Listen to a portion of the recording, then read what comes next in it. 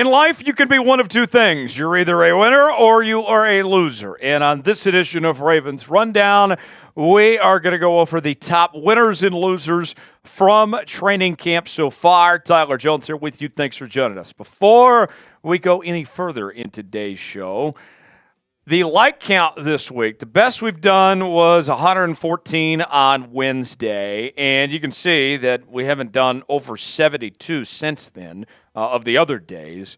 Today's goal, can we get 150 likes on today's video? If you love the Baltimore Ravens, do your part. Like the video. Let's get over 150 likes, make it happen today, and we'll get started with today's show. First on the winners list is none other than Marlon Humphrey. Marlon Humphrey coming into a very competitive offseason with the recent addition of Nate Wiggins. You still have Brandon Stevens also there, coming off the best season of his career.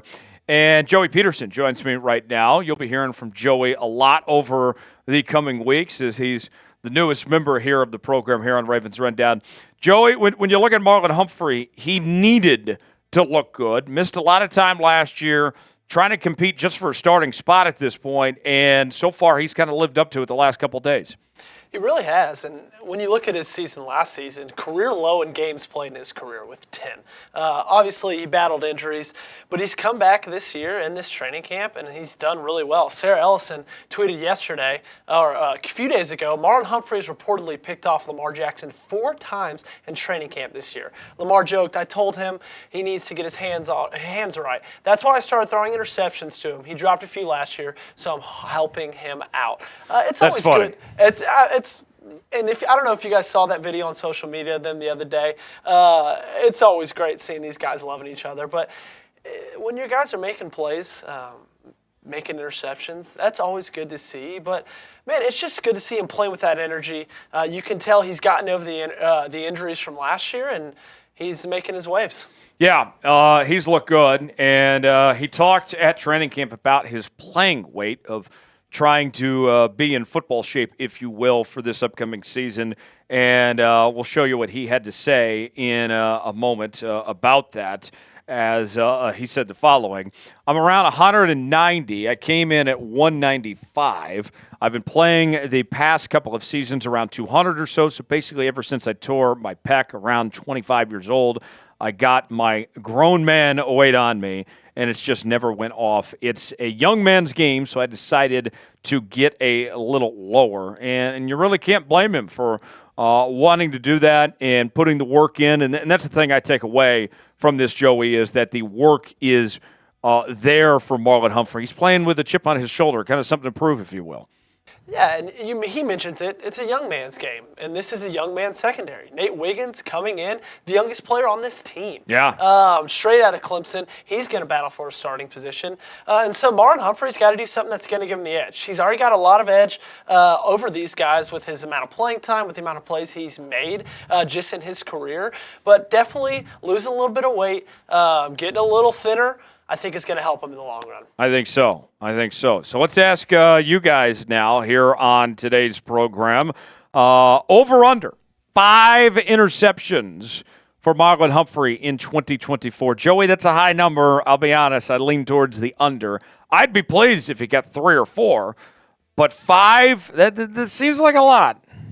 Yeah, it's definitely a lot. I would kind of lean toward the under as well, but who knows? He could go. If he's already picked off Lamar 4 times last week, who knows what he could do this season? We'll see. Get your answers in our pinned comment today. Let us know O for over, U for under. Today's show is sponsored by Game Time. Game Time is the best place to go for last-minute tickets for the lowest prices guaranteed. Game Time is an authorized ticket marketplace of Major League Baseball, which makes getting tickets faster and easier. Prices on the Game Time app actually go down the closer it gets to first pitch. With killer last-minute deals, all-in prices, views from your seat, and their lowest price guarantee. Game Time takes the guesswork out of buying MLB tickets.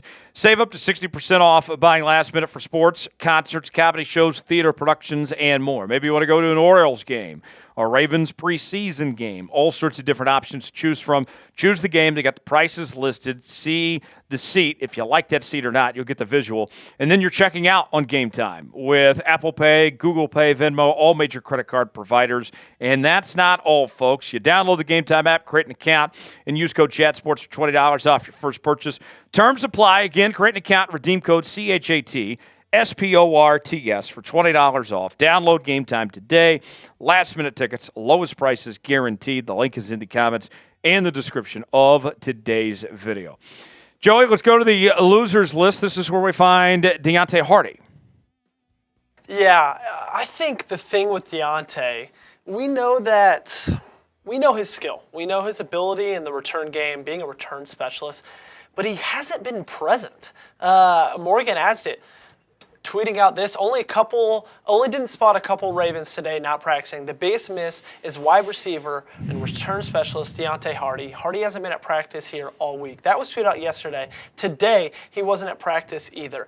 And I'm not going to say he's 100% fighting for a roster spot, but when you got a lot of guys kind of close to that same skill level and you're not showing up during training camp, that's not helping out your case. Yeah, and Harty, they brought him in from the Bills. The idea was that he would mostly be a return specialist for this Baltimore Ravens team. But you got guys like Tylan Wallace and others that can do that job as well. It's not like he's the only guy.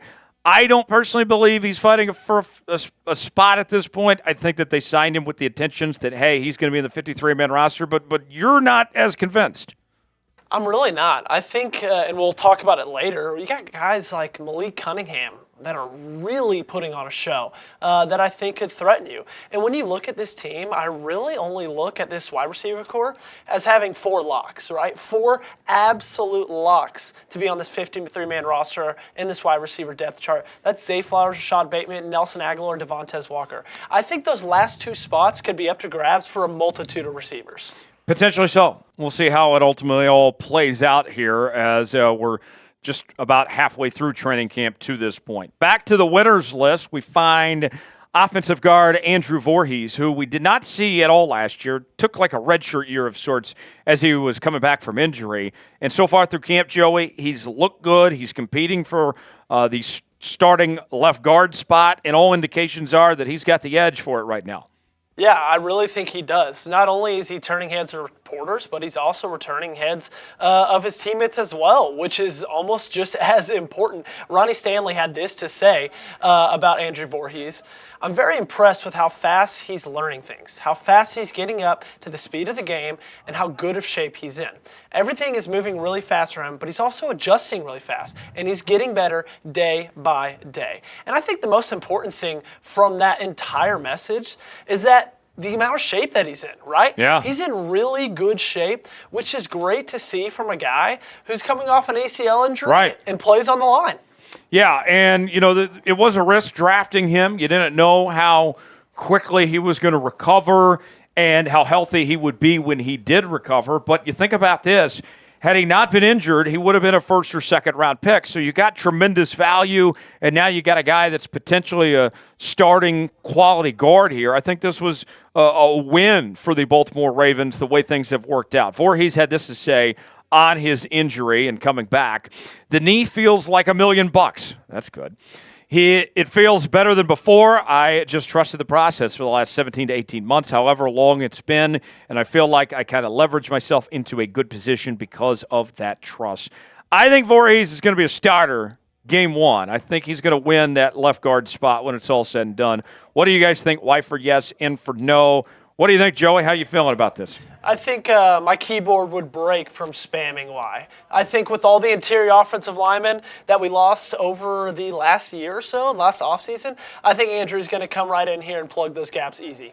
All right, back to the losers list we go. That's where we find Rashod Bateman. And Bateman under a lot of pressure this offseason as he takes on that number 2 wide receiver role. He's got a new contract.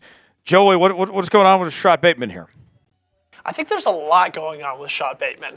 You see this Jonas Schaefer tweet from yesterday. He said, the good news, Lamar Jackson looked for Rashod Bateman more than any other receiver Thursday. The not so good news, completions didn't come easily. They're still finding their way together, but at least they're back on the field together. And I think with Rashod in this camp, it's been twofold, right?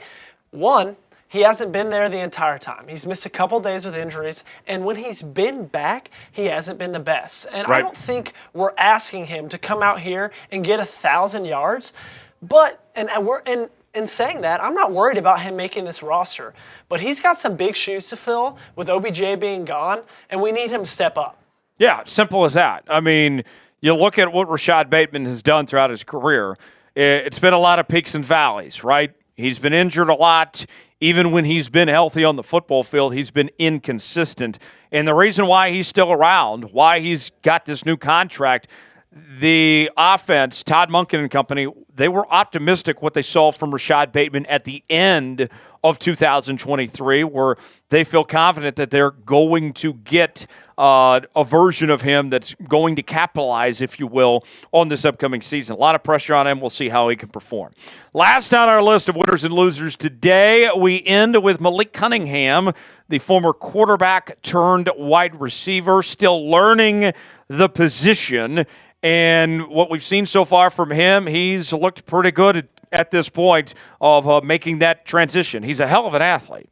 Yeah, and I think that's what you look to, right? You know this is a team that just loves athletes. I mean, look at the starting quarterback, probably the best athlete in the entire National Football League.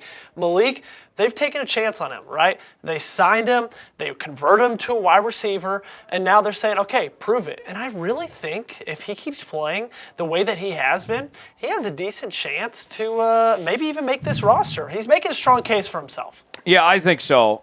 Even if he doesn't make the 53-man roster, I would expect him to be a practice squad player and to eventually get a call up when there's an injury or something, because this isn't going to be overnight. It's still a process of learning this position, but all signs point to that he's coming along nicely. Todd Monken said this about Malik Cunningham. He's further along than what I would have thought. When we moved him there, we're like, okay, here's a really good athlete, really smart, gets football, smile on his face every day, going to be better in meetings, but really had some natural route running instincts, balance, and body control that I really think he had. He's real. He's the real deal. So let's ask you before we go, will Malik Cunningham make the 53-man roster or not? Weigh in. Let us know what you think. I lean towards no, but I'm rooting for the guy. Hopefully he can make his case and potentially make this roster. And if not, I would say that there's a pretty good shot we do see him at some point this year. For continuing Ravens coverage, subscribe now to Ravens Rundown by Chat Sports. We're going to continue to be all over training camp. We're getting you ready for the preseason game coming up next week. Don't miss out. Subscribe now, youtube.com/RavensTV. For Joey Petersen, I'm Tyler Jones. We'll see you next time.